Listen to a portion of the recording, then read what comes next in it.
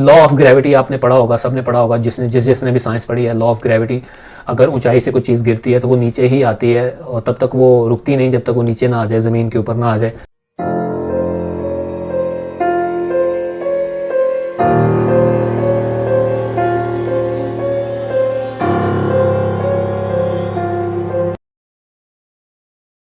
अस्सलाम वालेकुम व्यूअर्स, मेरा नाम आमिर है। मैं आप सबको एक दफ़ा फिर खुशामदीद कहता हूँ अपने चैनल पे और उम्मीद करता हूँ कि आप सब लोग खैरियत से होंगे। आज एक ही क्लिप है मेरे पास, वो मैंने लिया है वो कहता ऑफिशियल की एपिसोड 258, 259 और 260 से। एज़ यूजुअल एक ही एपिसोड है, 3 पार्ट्स में उन्होंने अपलोड की है। इसको डिस्कस करेंगे और इसके अलावा मैं शुक्रिया अदा करना चाहता हूँ दोस्तों का जिन्होंने मुझे मेरी लाइव स्ट्रीम में जो वीकेंड पे हमने की थी ज्वाइन किया था, तो आप लोगों का बहुत शुक्रिया। और इसके अलावा कुछ दोस्तों के मैं कमेंट्स उस दिन पढ़ नहीं पाया था, तो उनसे माजरत। उसकी रीज़न ऑब्वियसली आपको पता ही है कि कमेंट्स एक तो बड़ी स्पीड में चल रहे होते हैं और दूसरा जो लाइव वीडियो में जो कॉल कर रहे थे दोस्त, तो उनके साथ थोड़ा बिज़ी होने की वजह से जो कमेंट्स थे वो स्किप हो गए, तो उन दोस्तों से अपॉलोजीज़। और इसके अलावा आप लोगों ने नोटिस किया होगा जो अभी जाके मेरी स्ट्रीम देख रहे हैं, तो उन्होंने नोट किया होगा कि जो पहले 6-7 मिनट हैं वो उसमें बिल्कुल किसी ने ज्वाइन नहीं किया और मैं उसमें ये भी कह रहा हूँ कि मैं कहीं बेइज्जती ना हो जाए। तो वो हुआ ये था कि मेरा ही फॉल्ट था। मैंने लाइव स्ट्रीम को चेक करने के लिए कि मेरा कैमरा, मेरा माइक वगैरह ठीक है, तो मैंने उसको लाइव स्ट्रीम को प्राइवेट रख के लाइव किया था। तो वो फिर बाद में मैं भूल गया कि मैंने इसको पब्लिक भी करना है। जब 3-4 मिनट 5 मिनट गुजर गए और कोई नहीं आया, और तब जाके मुझे ख्याल आया कि कहीं मैंने उसको स्टिल प्राइवेट तो नहीं रखा हुआ, मैंने उसको पब्लिक करना ही नहीं भूल गया, कहीं मैं देखूं। तो मैंने उसको देखा तो वाकई वो प्राइवेट थी, पब्लिक नहीं किया हुआ था। उसको सिर्फ मैं ही देख सकता था, कोई और नहीं देख सकता था, तो ये रीज़न हुई थी उसकी।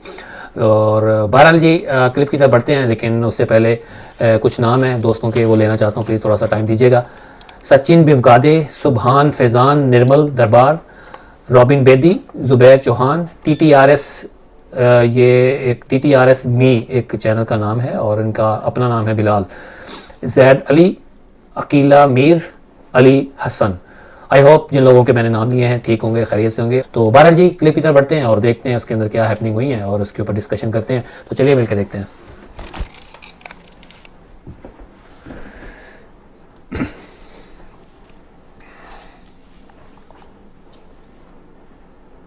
ये ट्राइपॉड प्रॉपर कैमरे में आया है, देखें।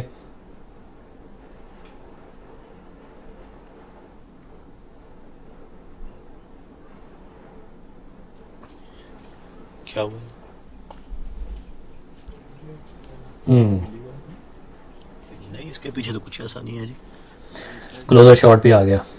ये देखो चांदी मटका मटका ये देखें, प्रॉपर फ्रेम में आया है, साफ नज़र आया कि कैसे हिला है। अभी अच्छा यहाँ पे एक स्टिक हिली आप लोगों ने नोट की होगी, मैं आपको बाद में दिखाता हूँ। ये तो आपका पैन भी कर दिया। ये अपना पाँव मूव करते हैं तो ऐसा लगता है जैसे कोई। अच्छा ये केतली हिली है, ये देखें। यहाँ पे बिल्कुल मेरा कैमरा जो है वो ब्लर हुआ है, यही निशानियाँ होती हैं।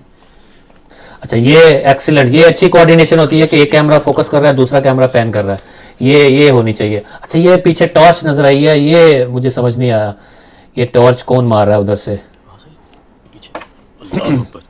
ये देखे दोबारा एक कैमरा फोकस कर रहा है, दूसरा पैन कर रहा था और दोनों कैमरों में आया। आपको मारते हैं तो ये देखे, ये स्टिक जिस तरह से उठी है, चांद भाई इधर खड़े हैं, चांद भाई के पास कुछ जादू की छड़ी तो नहीं है वो उसको इशारा करे वो उठ जाए, और पैन भी कर दिया है।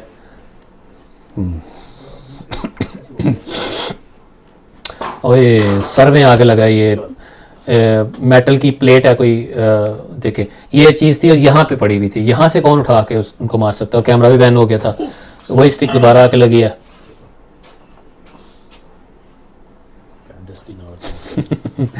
ये अच्छा यार, थोड़ा सा शुगर होना चाहिए। वैसे इस पूरी एपिसोड में उन्होंने काफ़ी शुगर लगाया, मजाक करते रहे एक दूसरे को। ये देखिए अब टेबल भी हिला है। बिल्कुल खोलो।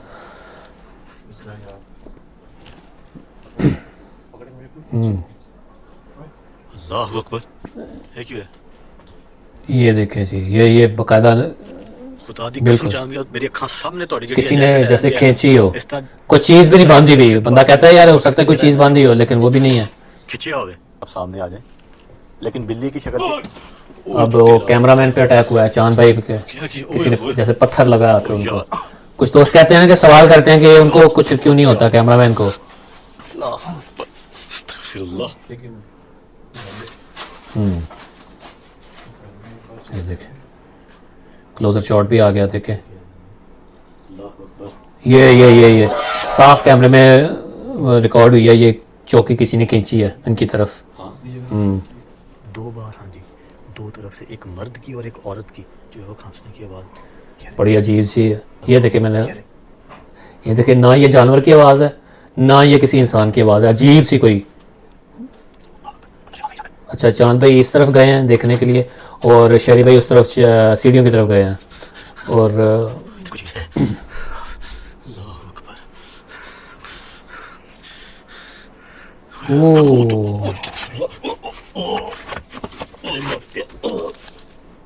अच्छा, ये फ़ौरन क्लिप सॉरी रिप्ले डाल दिया उन्होंने। अच्छा, ये देखे कैसे जैसे ना आग चली हो। अब चांद भाई को पता चला, वो आए हैं। अच्छा, ये शहरी भाई अपसाइड डाउन है, ऐसे है, यानी सर उनका नीचे है मेरे हिसाब से। अच्छा, ये जब उनको रिकवर किया उन्होंने,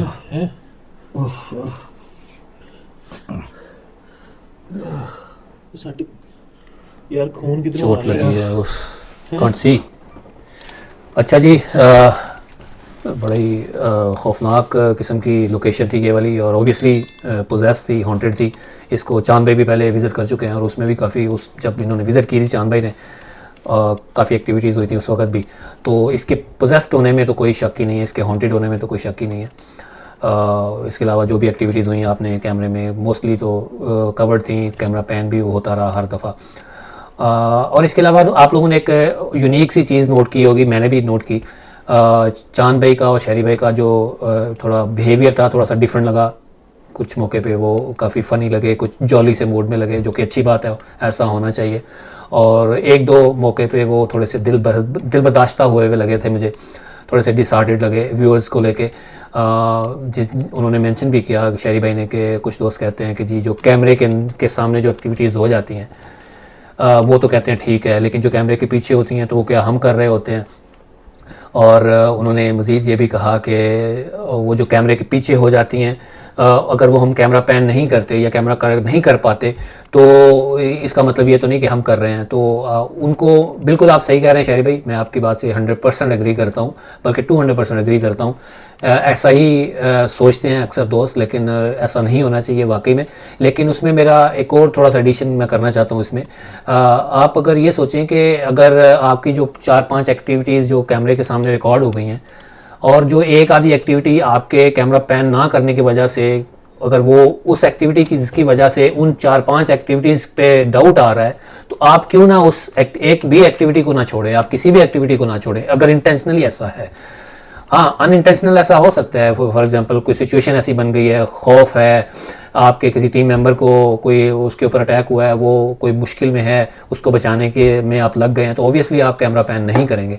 लेकिन अगर आप इंटेंशनली कहते हैं कि यार मैंने 5-6 एक्टिविटीज़ रिकॉर्ड कर ली हैं, मैंने कैमरा पैन कर लिया, अब मैं दोबारा पैन नहीं करूँगा, तो आप ज़रा इमेजिन करें कि आप जब कैमरा पैन नहीं करेंगे, उसी चीज़ पे को लेके, उसी चीज़ की बेस बना के आपकी जो जेन्युइन एक्टिविटीज़ हैं उस पर भी लोग शक करना शुरू हो जाएंगे। मेरे ख्याल से आप नहीं चाहेंगे कि आपकी जो इतनी मेहनत की है आपने उस एपिसोड में, या उन 4-5 एक्टिविटीज़ को रिकॉर्ड करने में जो मेहनत की है, आप उसके ऊपर पानी फिर जाए। तो मैं इसलिए भी एक्सपेक्ट करता हूँ, या कोई और भी इसलिए एक्सपेक्ट करते हैं आपसे, आपने एक अच्छे स्टैंडर्ड सेट किए हुए हैं, तो आपसे ज़्यादा एक्सपेक्टेशंस होती हैं। और इसी एपिसोड में ही कुछ एक्टिविटीज़ ऐसी अनयूजुअल सी हुई, और कुछ चीज़ें, कुछ एक्टिविटीज़ बिल्कुल ही अननोटिस चली गई, जैसा कि 2 दफ़ा टॉर्च नज़र आती है, 2 मौके पे, 2 टाइम पे, और एक ही जगह पे नज़र आती है बार बार। अब वो टॉर्च कौन मार रहा था, क्या था, आप लोगों के साथ मैं शेयर करता हूँ। ये देखिएगा, ये एक दफ़ा नज़र आई, ये देखें और कोने के अंदर, अब दोबारा, अब ये देखें दोबारा नज़र आई। अब जब दोबारा नज़र आई है उस वक्त आप लोगों ने वहाँ पे एक रीप्ले भी डाला है और हमें कोई आवाज़ सुनवाने के लिए। अब मैं हैरान हूँ कि शहरी भाई या जिसने भी एडिटिंग की है, जब वो एडिट कर रहे थे तो आप लोगों ने वो नोटिस क्यों नहीं की, वो टॉर्च क्या थी? अगर नोटिस की थी तो आपको मेंशन करना चाहिए था, थोड़ा सा बता देते कि वो टॉर्च क्या थी। अब मैं ये सोच रहा था कि ये टॉर्च किसकी हो सकती है, कौन हो सकता है वहाँ पे। अगर बहुत ही नेगेटिव होकर सोचा जाए तो क्या तीसरा बंदा था इनके साथ जो वहाँ पे नज़र आ गया, तो तो अगर कोई तीसरा बंदा था वहाँ पे तो उसकी टॉर्च ही क्यों नज़र आई, उसका सर क्यों नज़र नहीं आया? क्योंकि अगर उसने झांकना है तो उसने सर पहले सर ऊपर करेगा तो झांकेगा ना। अब टॉर्च ऊपर करने से क्या फ़ायदा उसका? और फिर अगर जो भी एक्टिविटीज़ हो रही थी आपने देखा हर चीज़ कैमरे के फ्रेम में थी, पैन भी करते रहे और दोनों कैमरों के शॉट भी थे। अगर उस बंदे की वजह से सारी एक्टिविटीज़ हो रही हैं तो वो करता हुआ नज़र तो आता, कहीं ना कहीं तो आता नज़र, और अगर कोई चीज़ बांधी होती वो भी नज़र आती। तो मेरा ये ख्याल है कि उस लोकेशन के साथ, उस घर के साथ का एक जो दूसरा घर था जहाँ से वो टॉर्च नज़र आ रही थी, मुझे ऐसा लगता है कि शायद वो घर वाले जो थे वो कोशिश कर रहे थे झांकने की, वो कोशिश कर रहे थे देखने की, शायद वो हों। तो बहरहाल ये तो टीम ही बता सकती है कि क्या था। बहरहाल ये अजीब सी एक थी। और इसके अलावा एक और एक्टिविटी एक होती है जब मटका एक हिलता है, क्लिप में भी मैंने दिखाया, मैंने मेंशन भी किया था कि वहाँ पे एक जब चांद भाई पैन करने के लिए जाते हैं तो एक दीवार के पीछे छोटा सा एक स्टिक होती है, वो मूव होती हुई नज़र आती है जैसे उनकी तरफ आ रही हो। ये आपको मैं दिखाता हूँ, ये अजीब सी अनयूजुअल सी एक एक्टिविटी थी, तो शायद किसी ने नोट ना किया हो, तो ये मैंने नोट किया था। ये देखिए ये मटका हिला और चांद भाई ये पैन करने के लिए गए। ये देखें, ये मैं स्लो में दिखाता हूँ आपको। ये देखें ये स्टिक जो है वहाँ से मूव होते हुए इधर आ रही है। अब देखिए कैमरा जब उठता है तो वहाँ तो कोई नज़र नहीं आ रहा, बैठा हुआ जो खड़ा हुआ कोई नज़र नहीं आ रहा, कोई इंसान नहीं है वहाँ पे। तो मेरे हिसाब से ये भी एक जेन्युइन एक्टिविटी थी जो कि मिस हो गई और अननोटिस चली गई। तो ये था एक। और जो आखिर में शाहिद भाई के साथ हुआ वो आप सबको पता है कि वो बड़ा ही पेनफुल था, obviously for him and for his viewers as well. और जो चीज़ जो एंटिटी नज़र आई वो बड़ी भयानक किस्म की थी, और मेरे हिसाब से जितने भी प्रोग्राम्स आज तक हमने देखे हैं उनमें ऐसी कोई चीज़ नज़र नहीं आई। हाँ, एक दफ़ा सजाद भाई जो वो क्या है प्रोग्राम करते हैं, उनके प्रोग्राम में एक दफ़ा नज़र आई थी जब ये दूर खड़े थे। एपिसोड का नाम नंबर वगैरह मुझे याद नहीं है। ये टीम दूर से देख रही थी, वो एक दूर घर था तो वहाँ से एक आग के शोले उठते हुए नज़र आ रहे थे। तो उसमें गोल गोल इस तरह की ना ऐसे कोई जैसे स्कल होती है, गोल गोल दायरे में नज़र आ रहे थे।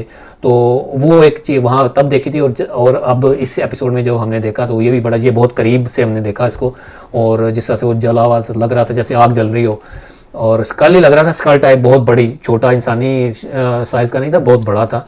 तो बहरहाल उसको उस एंटिटी को जो वो नज़र आई, जो दिखी, उसको मैंने अपने हिसाब से एनालाइज करने की कोशिश की है। ये देखने की कोशिश की है कि क्या ये कोई कंप्यूटर जनरेटेड इमेज तो नहीं है, ये सारा अपना एक शक दूर करने के लिए। तो वो मैं आपके साथ शेयर करता हूँ। ये देखें, ये ओरिजिनल जो फुटेज है वो है, और अब मैंने स्लो करके आपको दिखा रहा हूँ। अच्छा, यहाँ पे मैं पॉज कर रहा हूँ, ये मैंने यहाँ पे पॉज किया है वो इसलिए आपको दिखाने के लिए। अब देखें वो जो एंटिटी है, वो जो ब्राइट सा नज़र आ रहा है वो इन पत्तों के पीछे है। अब इसके ऊपर बाद में बात करते हैं। अब देखें, अब स्लोली उन्होंने ये देखा, ये थोड़ा मैंने ब्राइट किया है, देखें अजीब सी ब्राइट हुई हुई है चीज़, और एंटिटी जो भी नज़र आई है बहरहाल बड़ी खौफनाक थी और अजीब सी। और मैंने पत्तों की बात की कि वो पत्ते उसके आगे हैं। तो मेरे लिमिटेड नॉलेज, जो भी मेरा एडिटिंग का थोड़ा बहुत लिमिटेड नॉलेज है, उस हिसाब से मुझे ऐसा लगता है कि अगर कोई CGI वगैरह यूज़ किया गया हो, वो उसको इस तरह किसी ऑब्जेक्ट के पीछे दिखाना, जैसे कि वो पत्तों के पीछे नज़र आ रहा है, और फिर जिस तरह से कैमरा मूव कर रहे हैं तो वो पता चल रहा है कि उसकी पोजीशन चेंज नहीं हुई, वो उसी जगह पे है, उसी पोजीशन पे है, पत्ते उसके आगे आ रहे हैं। तो मुझे ऐसा लगता है कि इतना आसान नहीं होता कि किसी भी CGI को पत्तों के किसी ऑब्जेक्ट के पीछे दिखाया जा सकता है, बहुत मुश्किल होता है। अगर एडिट किया भी गया होता तो वो साफ पता चल जाता है, इतना मुश्किल नहीं होता उसको जज करना, उसको देखना। तो मुझे तो ये जेन्युइन लगा, मुझे ये जो एंटिटी नज़र आई बड़ी जेन्युइन लगी। और उसका जो आपने देखा जो स्कल था, जो उसका साइज़ था, बहुत बड़ा था। बहरहाल उसको देखते ही जो है वो शहरी भाई ज़ाहिर है उनका जो रिएक्शन था बड़ा स्पॉन्टेनियस, फ़ौरन इन्होंने रिएक्ट किया। जिस तरह से कैमरा उनका शेक हुआ, ऑब्वियसली गिर गया होगा, और वो ख़ुद भी गिर गए। और उन्होंने बताया कि बाद में जब उनको होश आया कि उनको किसी चीज़ ने उनको धक्का दिया, तो मोस्ट लाइकली उनको किसी ने धक्का दिया होगा, उनका पाँव फिसला और वो गिर गए। तो बहरहाल यहाँ पे कुछ सवालात हैं, उनके गिरने के बाद के सवालात हैं जो मेरी समझ से बाहर थे, मुझे बिल्कुल समझ नहीं आया। और कुछ शॉर्ट कमिंग्स लगी इस पूरी एक्टिविटी में, एडिटिंग के हवाले से शॉर्ट कमिंग्स लगी। वो शॉर्ट कमिंग्स भी मैं आपके सामने रखता हूँ। उन शॉर्ट कमिंग्स की वजह से थोड़ा सा मुझे जो है ना, अगर मैं जान की मान पाऊँ तो एक अर्ज़ करता हूँ कि मुझे उनकी वजह से मुझे जो है ना थोड़ा सा डाउट हुआ। बहरहाल मैं आपके सामने रखता हूँ। पहले मैं वो बता दूँ कि वो जो सवाल हैं वो क्या हैं। सवाल ये है कि लॉ ऑफ ग्रेविटी आपने पढ़ा होगा, सबने पढ़ा होगा, जिसने भी साइंस पढ़ी है। लॉ ऑफ ग्रेविटी, अगर ऊंचाई से कोई चीज़ गिरती है तो वो नीचे ही आती है, और तब तक वो रुकती नहीं जब तक वो नीचे ना आ जाए, ज़मीन के ऊपर ना आ जाए। अब स्टेज के ऊपर एक इंसान जिसकी टांगें ऊपर हैं, सर नीचे है, वो वहाँ पे जो बिल्कुल अपनी होश में नहीं है और अनकॉन्शियस हो गया है, वो कैसे वहाँ पे स्टक हो गया, स्टेज के ऊपर कैसे लटका रहा। लॉ ऑफ ग्रेविटी तो यही कहता है कि अगर कोई ऐसे फिसला है तो वो सीधा नीचे स्टेज के नीचे आना चाहिए था, वो कैसे स्टक हो गए, ये बड़ी हैरानकुन चीज़ थी एक। क्या ये पैरानॉर्मल चीज़ों की वजह से हुआ, ये सवाल है एक। और फिर उसके बाद ये हुआ कि जो उनके चेहरे पे जो खून था, तो अगर वो मान ले कि वो इस तरह से वो ठीक है वो स्टक हो गए, तो जो ब्लड जो निकला था, अगर उनका सर फटा था, सर फटने के बाद उनका जो ब्लड था वो नीचे स्टेज के ऊपर आना चाहिए था, उनके फेस के ऊपर कैसे आ गया? फेस के ऊपर तो नहीं आना चाहिए था। फेस के ऊपर तो इसी वक्त उसी सूरत में आ सकता है कि अगर आप बैठे हो, आपका सर फॉर एग्जांपल फटा है, तो फिर आपका जो ब्लड है वो आपके चेहरे पे आएगा। अगर आप ऐसे लेटे हैं उल्टा, तो आपका ब्लड जो है वो तो नीचे गिरना चाहिए स्टेज के ऊपर, तो ये उनके फेस के ऊपर ब्लड कैसे आ गया? और स्पीकिंग ऑफ ब्लड, वो ब्लड जो था वो मुझे शहरी भाई का ब्लड नहीं लगा, यानी उनका अपना ब्लड नहीं लगा, क्योंकि चांद भाई ने जब उनको रिकवर किया वहाँ से किसी दूसरे कमरे में लेके गए, तो उन्होंने उसको देखा कि ये कहाँ से खून निकला है। और बाय द वे उनकी पंजाबी भी मुंह से निकल रही थी, और वो उसी वक्त निकलती है। मुझे ऐसा लगता है कि आपकी मदर टंग उसी वक्त निकलती है जब आप कोई भी प्रिटेंड ना कर रहे हो, किसी फॉर्मेलिटी भी ना पड़े हो। वो फॉर्मेलिटी कब आपकी ख़त्म होती है? वो तब होती है जब आप किसी मुसीबत में होते हैं, जब परेशानी में होते हैं, तो आप सारी फॉर्मेलिटीज़ भूल जाते हैं। तो उस वजह से वो उर्दू को ख़त्म करके सारी पंजाबी पे आ गए थे। वो एक छोटा सा साइन हो सकता है, एक बहुत मेजर साइन नहीं है, लेकिन एक छोटा सा एक साइन हो सकता है कि उनके ऊपर हालत बनी हुई थी वो एक जेन्युइन हालत थी। बहरहाल वो ढूंढ रहे थे कि उनके सर के ऊपर कोई वूंड तो नहीं बना हुआ, तो वो वूंड तो उनको नज़र नहीं आया कोई भी। और बाद में शहरी भाई ने जिस तरह से उसको हाथ से पानी डाल के उनको धोया खून को, वो बिल्कुल ख़त्म हो गया। अगर सर के ऊपर कोई इतना बड़ा कोई स्कार आया होता, कोई कट आया होता, तो वो खून तो थोड़ा बहुत रिश्ता रहता, रुकता नहीं जब तक उसको ज़ोर से दबाया ना जाता। तो मेरा ख्याल है कि उनका सर वगैरह नहीं फटा था। वो खून जो था, अब सवाल पैदा होता है वो कहाँ से आया। मैंने पहले भी कुछ वीडियोस में ये एक्सप्लेन किया है, और मुझे ऐसा लगता है कि वो जो खून था वो जिन्नात के असरात की वजह से आया था, उनके ऊपर गिरा था। तो ये एक रीज़न हो सकती है कि वो जिन्नात के असरात की वजह से वो खून आया हो।